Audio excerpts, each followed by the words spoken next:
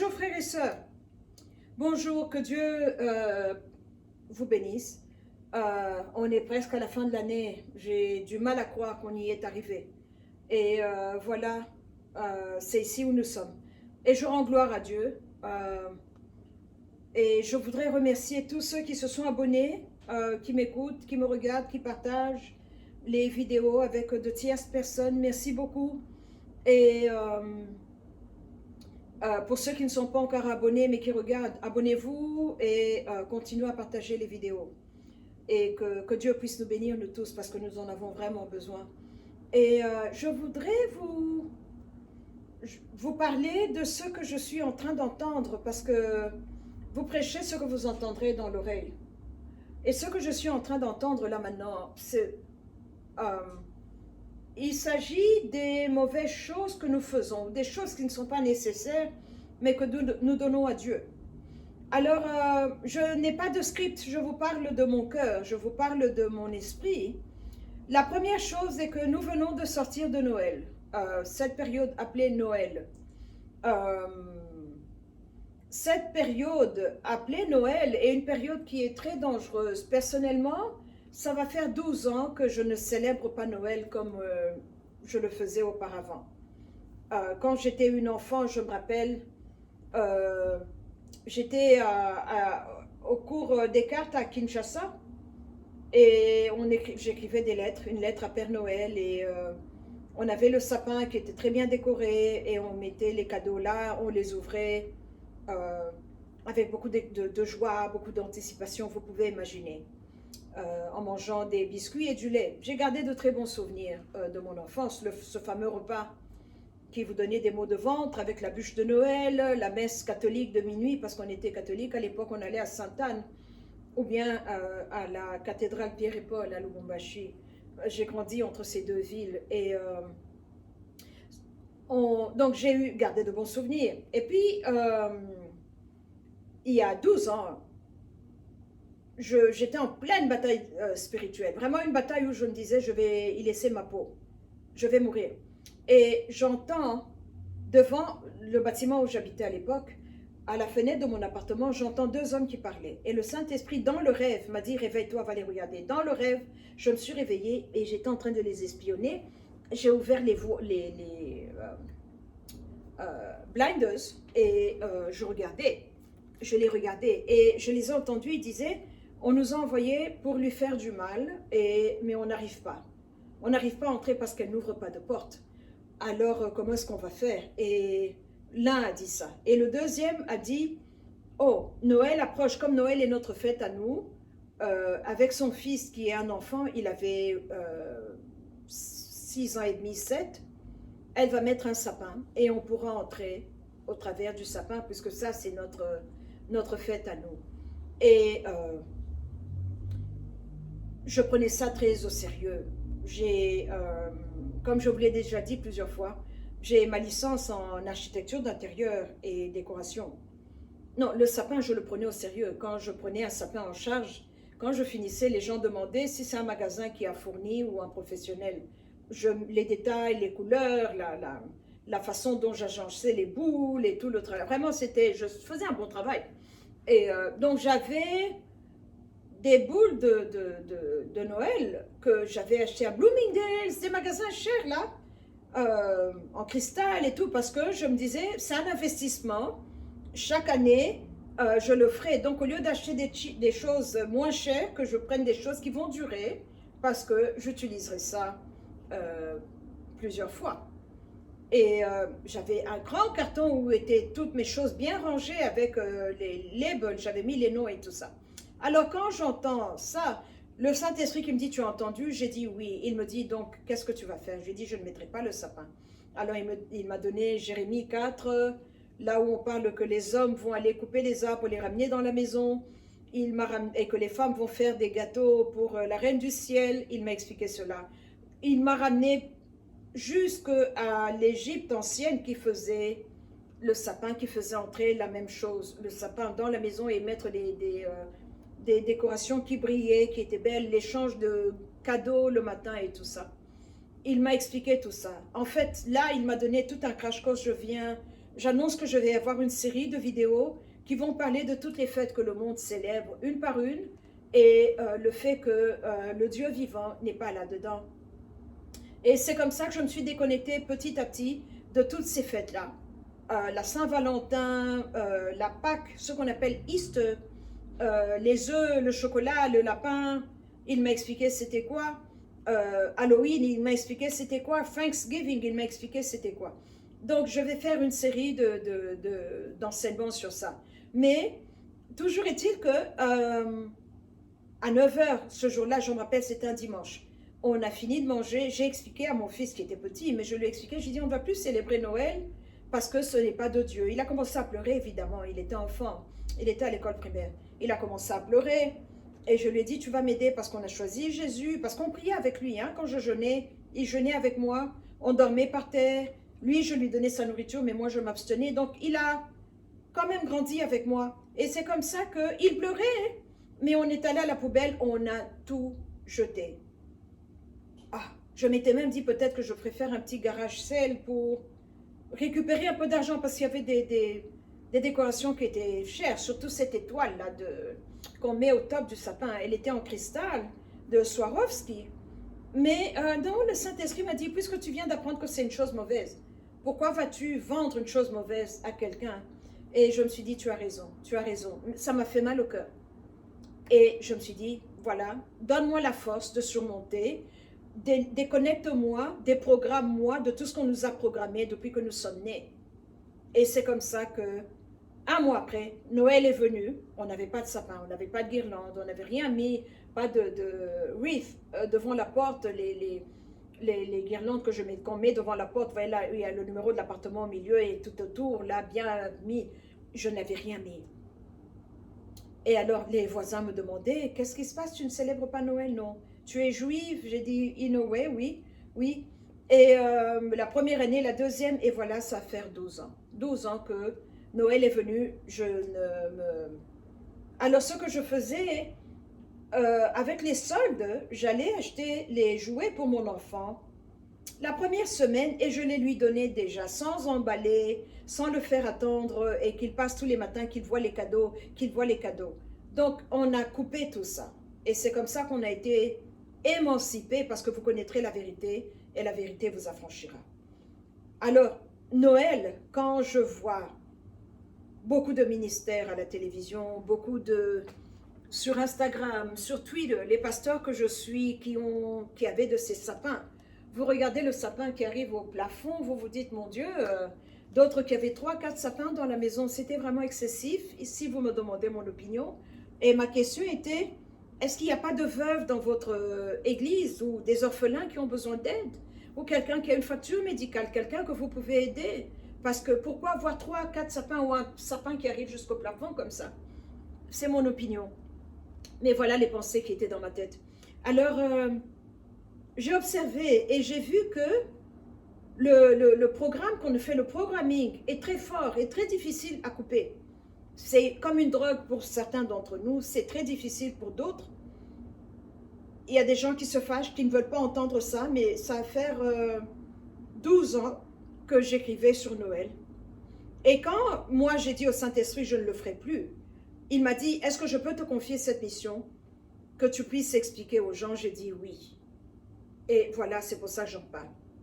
J'ai beaucoup écrit contre Noël, j'ai beaucoup écrit cela parce que quand vous commencez à disséquer la fête et les ingrédients, les éléments que nous mettons, Jésus-Christ, le Rédempteur du monde, n'est pas là-dedans. L'agneau de Dieu, le rejeton de David, il n'est pas là-dedans.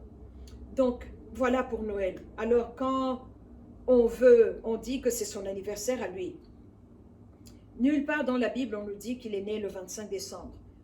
Lui-même savait lire et écrire et compter. Sa maman et tous les disciples savaient lire, compter, parce qu'il y avait des docteurs comme Luc, il y avait des tax collecteurs comme Matthieu, il y avait des pêcheurs comme Pierre. Donc des gens qui pouvaient compter, parce que si vous vendez des poissons, je te vends 2, tu me donnes de l'argent. Donc ils n'étaient pas illettrés, ils n'étaient pas des personnes bêtes. Mais nulle part dans la Bible on nous donne la date de naissance de Christ. Nulle part, on nous parle du Passover, mais on ne nous parle pas du 25 décembre. Alors, le calendrier de Dieu, les dates que Dieu a données à Moïse, quand Moïse a écrit le Pentateuque, Il y a un calendrier de Dieu et il y a le calendrier grégorien qu'on nous a imposé par l'Église catholique. Donc, quand vous voyez tous ces dieux qui sont nés d'une femme vierge, sans la contribution matérielle génétique d'un papa, mais la maman est tombée enceinte et puis elle a produit un enfant, un garçon, tous masculins. Il y en a beaucoup qui sont nés le 25 décembre, cette nuit-là, est une nuit très importante. Et il y a le solstice d'hiver juste avant, qui est une grande date, et il y a cette fête après. Donc il y a beaucoup de dieux qui sont nés ce jour-là. Et Noël, donc, est comme une ratatouille spirituelle. Prenez le Dieu que vous voulez, ou eux tous, donnez-leur, soulevez vos jupes comme Osée nous dit, et donnez-leur la gloire. Et ils sont nombreux. Faites des recherches et vous allez voir de quoi je parle. Et donc pour moi, je célèbre Jésus tous les jours. Ayant un ministère de prophétique, j'ai de ces visions, je ne me vante pas. Je rends la gloire à Dieu. Il m'a donné un paquet. Dans mon paquet à moi, il y a une grande dose de prophétie, il y a une grande dose de guerre spirituelle stratégique.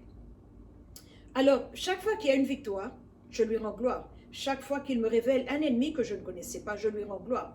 Chaque fois qu'il me guérit ou que je prie pour un malade et que la guérison vient, je lui rends gloire. Donc, 3 jours ne peuvent pas passer. En fait, c'est tous les jours que je dis merci parce que quand il me montre des démons qui sortent, les problèmes qui viennent, le rêve que j'ai partagé avec vous hier à Kolwezi, comment j'ai vu ce démon qui sortait. On a évité une grande catastrophe dans le Katanga hier.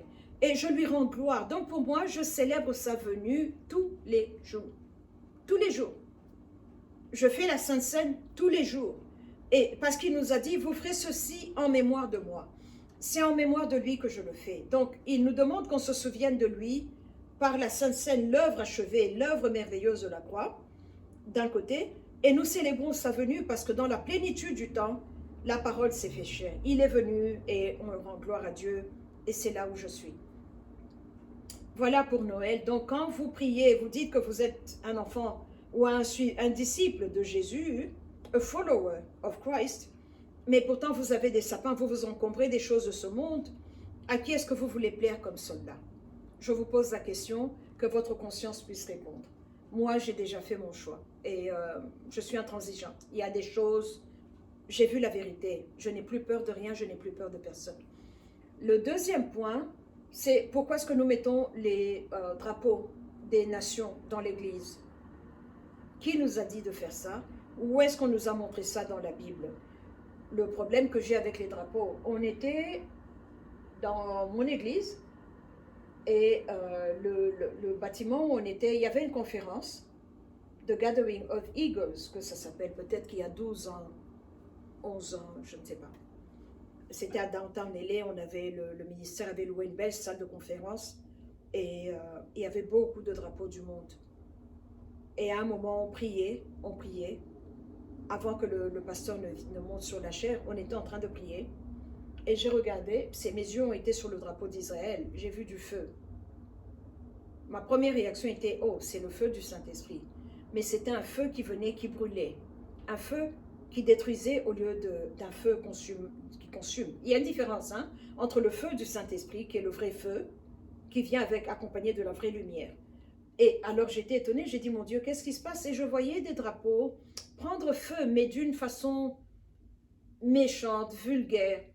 Et particulièrement le drapeau du Maroc et de l'Éthiopie. Je suis rentrée à la maison, j'ai regardé ces drapeaux-là, c'est un pentacle. Ces deux nations-là, Israël, c'est un hexagramme. En anglais, quand on dit « I'm going to hex you », ça veut dire « je vais vous ensorceler ». Et c'est ça, l'étoile de 6 côtés qui est sur le drapeau d'Israël. On a grandi en nous disant que c'était l'étoile de David. David, dans la Bible, montrez-moi où est-ce que David avait une Bible, avait une étoile plutôt. C'est plutôt Salomon qui avait une étoile, parce que Salomon a bien commencé avec Dieu. D'abord, sa naissance était mitigée, le premier enfant est mort, Nathan, le prophète, est venu parler à David et à Beersheba, Dieu leur a fait grâce, ils ont conçu Salomon, ils l'ont mis au monde. Mais Salomon, avec la sagesse que Dieu lui avait donnée, qui est un cadeau formidable, a perdu contrôle en bon homme noir, parce que oui, Salomon était un homme noir comme David, et qui a pu avoir toutes ces femmes-là, parce qu'il n'y a aucun blanc qui est polygame. Contredisez-moi si vous avez d'autres facteurs ou d'autres éléments, please, partagez avec moi. Moi, ce que j'ai compris, d'après ce que le Saint-Esprit m'a montré, ils étaient des hommes noirs, mais il a eu tellement de femmes, il s'est accouplé tellement avec beaucoup de femmes, qui venaient d'autres foi, qui appartenaient à d'autres dieux, qui faisaient le culte d'autres dieux, qu'il a dissipé la sagesse que Dieu lui a donnée, et il a commencé à leur faire des temples pour les dieux multiples que les femmes adoraient, et c'est comme ça que Salomon est tombé.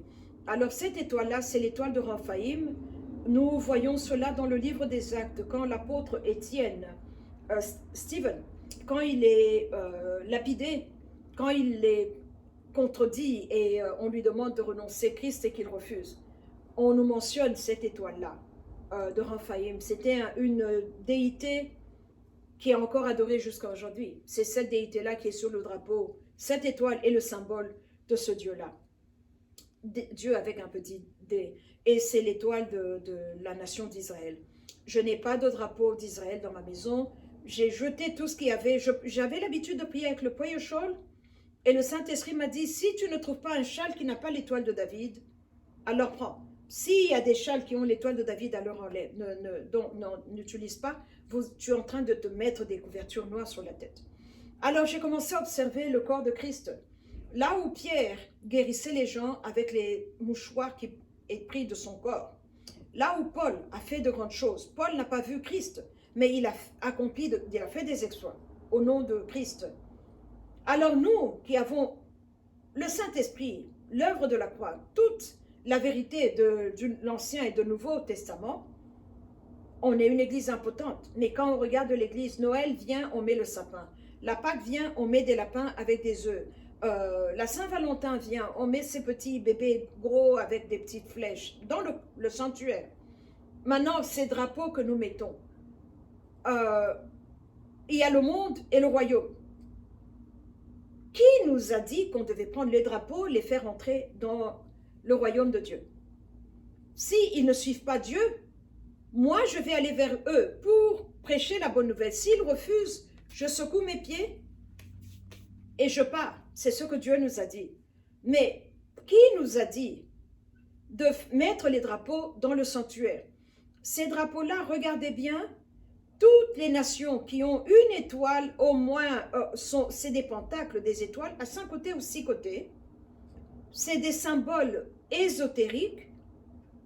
Alors quand on a une cinquantaine de drapeaux, on a une cinquantaine d'esprits qui entrent dans l'église. Vous pouvez prier, sauter, transpirer comme vous voulez, mais vous élevez votre foi d'un côté, mais la foi ressort de l'autre. C'est comme si vous avez un lavabo et l'eau, ce que vous élevez repart de l'autre côté. Donc, un autre problème que nous avons dans le corps de Christ, le drapeau d'Israël. Je ne veux pas avoir ce drapeau dans ma maison, je ne veux pas avoir de... si je peux trouver un menorah qui n'a pas l'étoile de la soi-disant étoile de David dessus, mais je me suis détachée des choses physiques pour me connecter à Dieu. Il est dans mon cœur. L'eau de vie est dans mon ventre. C'est tout ce que je veux. Et la Bible, je refuse de me connecter à Dieu par une chose tangible que je dois tenir dans les mains pour me sentir connecté à lui. Alors, voilà où nous en sommes. Ces drapeaux-là dans l'Église nous affaiblissent et ne nous font pas service. Alors, on parle de Dieu, mais on ne démontre pas ce que Dieu a fait. Parce qu'il nous a dit, vous ferez de plus grands exploits que moi. Il nous a dit cela. Il est mort sur la croix, il a dit, tout a été accompli. Il l'a dit. Il n'y a rien à rajouter, il n'y a rien à enlever. Alors, pourquoi est-ce que nous sommes impotents? Pourquoi est-ce que les fous viennent dans l'église et repartent fous? Les prostituées viennent prostituer et repartent prostituées. On doit regarder, qu'est-ce que nous, on lui donne? On est en train de lui donner un feu étrange.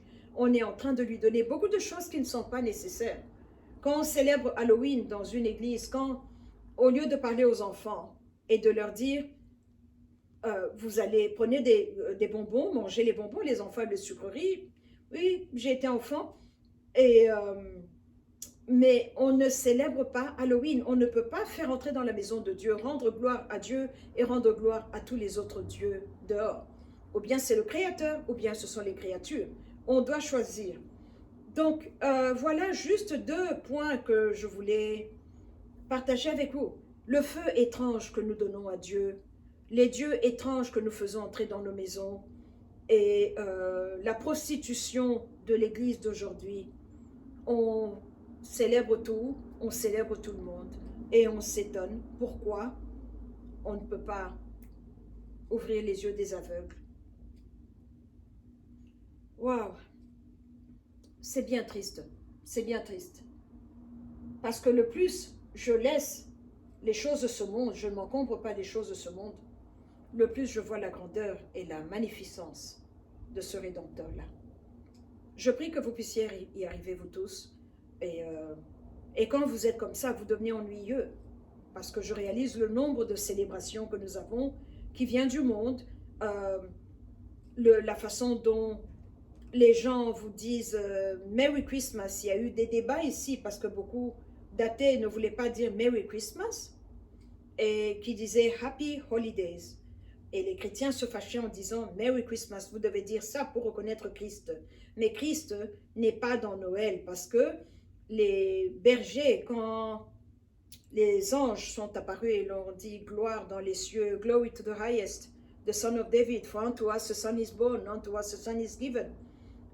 Quand cet enfant a été donné, qu'il est né, il a été donné et il est né, il faisait trop froid. Si c'était Noël, les bergers ne pouvaient pas dormir avec leurs animaux. Le climat ne permettait pas cela. Donc, d'après ceux qui veulent savoir, moi, je ne veux pas savoir. Mais mon estimation à moi, qu'il est né pendant le Passover, donc ça nous ramène en septembre. Il y a eu certaines choses que j'ai vues, que c'était pour ça que les attaques du 9 septembre ont eu lieu ce jour-là. Parce que ceux qui ne servent pas Dieu, les élites, savent que c'est la date d'anniversaire de Christ. Et que c'était pour ouvrir la porte à certains démons ou des choses pareilles. Je ne veux pas savoir quand est-ce qu'il est né, parce qu'il ne m'a pas demandé de célébrer son anniversaire. Mais il m'a dit, vous ferez ceci en mémoire de moi. Donc, je l'aime, je le célèbre tous les jours. En avril, ça peut me tenir, je joue les CD de Noël en avril, parce que je le célèbre. Je suis contente qu'il soit venu. Je suis contente qu'il soit venu me sauver. Il est venu me racheter. Il est venu me délivrer. Et je lui rends tout honneur. Tous les jours de l'année. Et je refuse la prostitution. Je refuse le feu étrange. Tout ce qui est étrange, je ne veux pas le lui donner. Je fais très attention à ce que je lui donne. Parce qu'il est le Seigneur des seigneurs et le roi des rois. Voilà ce que je voulais partager avec vous. Abonnez-vous s'il vous plaît. Partagez et que la grâce soit avec nous tous.